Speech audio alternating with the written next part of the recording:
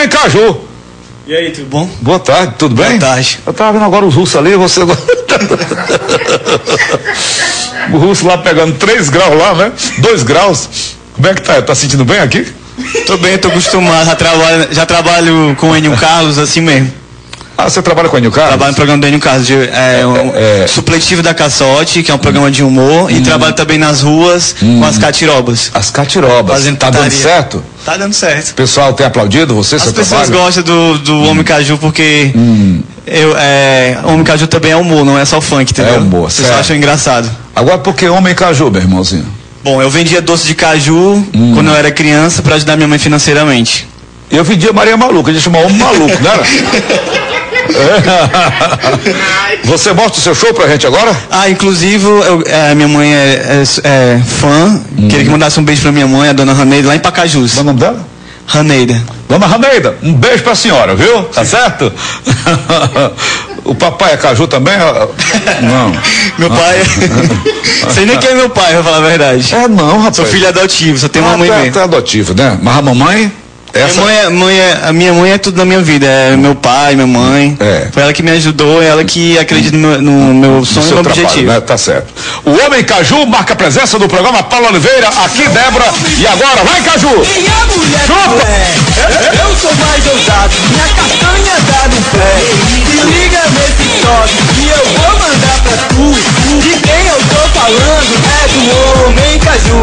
Não é homem picanha, nem a mulher filé. Eu sou mais ousado, minha castanha dá no pé.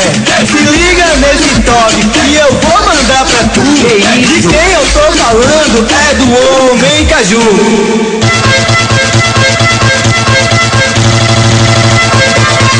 É do Homem Caju. Daquele tempo. É do Homem Caju. Queima, queima, queima a castanha do caju. Queima, queima, queima a castanha do caju. Tá pegando fogo. Daquele tempo.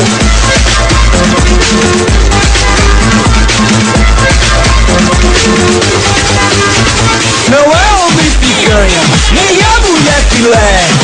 Eu sou mais ousado, minha castanha dá no pé. Se liga nesse toque que eu vou mandar pra tu. De quem eu tô falando é do Homem Caju. Não é homem picanha, nem a mulher filé. Eu sou mais ousado, minha castanha dá no pé. Se liga nesse toque que eu vou mandar pra tu. De quem eu tô falando é do Homem Caju.